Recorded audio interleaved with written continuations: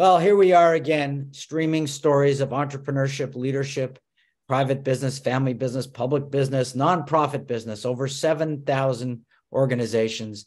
And before I start, I'm proud to say that my co-host is the one and only Jim Kennedy, CEO, founder of the MBA team. Welcome, Jim. Thank you. Thank you. And Jim and I go way back, probably over 25 years. 25 years and he's still talking to me. As good as a marriage. Better. Better. Exactly. And our guest, looking forward to our guest. I know our producer was all pumped about this guest. Christopher Lane, GM, Sullivan's Castle Island, not the owner of the business, general manager, but also you've experienced, 3 generations of family ownership? Yes. So when I first started, we're on the 3rd generation now owned. When I first started, it was Brendan Sullivan's father, who started. So I started back in 1986. The first owner had passed away a couple of years before that. But I had started in the old building, where I like to call the old building, not the current location we are in now. And how long did that last for? So that building I was in from 1986 to 1989. We're in the current location since 1989. But I meant the family leadership. So the business started in 1951. So we're in our 73rd season. That's amazing. And tell our listeners who don't know about Sullivan's Castle Island what you do.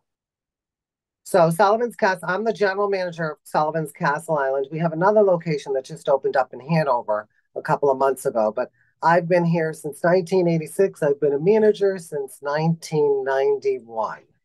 And Sullivan's Castle Island obviously is a very special place for people that have never been here. It's a beautiful location. It's one of the few places actually in the city that hasn't changed, gentrified so much. It's kind of like what we like to call like a little Emerald Isle, a little piece of the pie that's kind of stopped in time. It's beautiful as it was 50 years ago as it is today. And it's mostly seen by tourists, and it's also lived in. Yeah. So Castle Island itself used to be its own little land where you had to get by boat, but they put a little road out that attaches to the rest of South Boston back, and I believe it was the 40s. But it has no housing or anything like that out here. But it's tourists, it's locals, it's very loyal customers, generation after generation. People bring their grandkids to come out the island because like I said, it's one of the few places where it's free parking. You have the planes that fly over, you have beaches, you have a playground. They do beautiful tours of the fort on the weekend where you can come visit.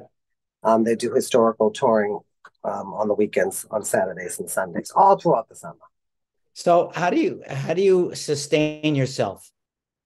Is there a revenue model? Good question. Well, I mean, it's definitely has changed over time. Like when I first started, there was no computers. So you had to basically take everybody's order, yell it into the kitchen, add it up in your head, remember what everybody wanted on their burgers, hot dogs, and stuff like that. There was no computers. So it was a little challenging back then. But now, obviously, with the computers, the last 35 years, I'd say, it's moved along quite much better. But the crew itself has also changed, and the needs of employees have changed. People can basically choose where they want to work. So you really want to mentor, train. Sullivan spends a lot of money mentoring and training their employees and setting them up for success. A lot of the kids that come here work all throughout their high school years into their college years.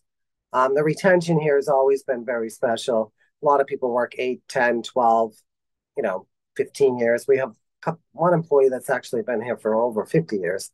His name is Harry. Wow. And does the family work in the business still? Yes, the family's very active. So Brendan and Adrian own the business now, which is Brendan's grandfather started the business. And Brendan has 3 boys that also are now involved into the business. So it's very hands-on. You'll always see us a Sullivan around. They're very hands-on. So the next generation work for you instead of directly for the family? I mean, we're also, if you notice my logo, we're also the founders of the Family Business Association of Massachusetts. So these family business stories and how they structure their family businesses are always very interesting to us. Yes. So Brendan's 3 boys, one had just graduated college. He's in the military right now for 4 years. Another son of his is in college in Washington, but is going to be working here for the summer. And one of his kids just graduated Boston College High School, who's going to be working here for the summer before he goes on to BC College. So yeah, the family it's generation after generation has always worked here. Dan, the original owner that I worked for, had 6 children, and all 6 of his kids all worked here all throughout high school. So family business has always been the family has always been very active. Well, again, I drew a different line. Do they report directly to the family, or do they report to you as general manager? The ones that work here will report to me, directly to me. Yeah. Good. And so you're responsible for their supervision, job reviews, things like that? Yes. Training them into being supervisors, then into management, and other things that they could possibly do for the company when it comes to behind the scenes stuff that always needs to be done for a company. So yeah.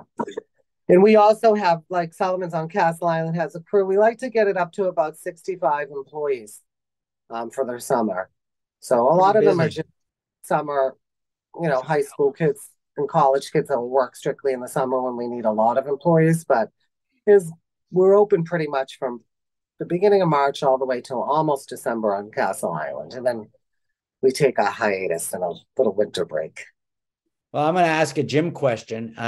I would assume that having a website presence and internet presence is good for your business. Do you use that as well?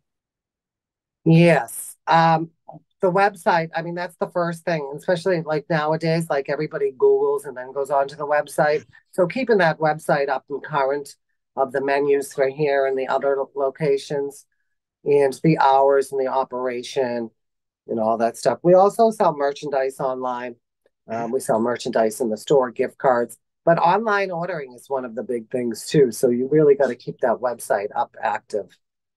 I'd say now it's about 25% of our sales could be online ordering. I was going to ask about your business lines as well. I see you do catering. How is that working out? So we do catering. We have a little catering van that we travel throughout the city with.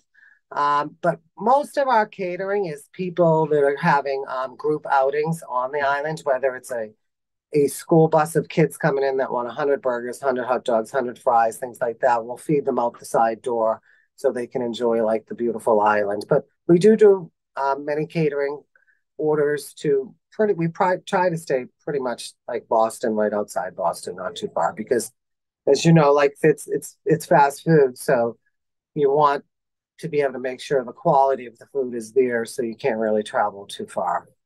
Would you do a company outing? Would you do retreats? At the end of the year, we have a company party for all of our employees to enjoy. The employees of Castle Island. Hanover is a new location. I'm sure they'll do something at the end of the season for their employees. I think Jim's question was also for because like my company does a lot of corporate offsites. You can cater for corporate offsites, correct?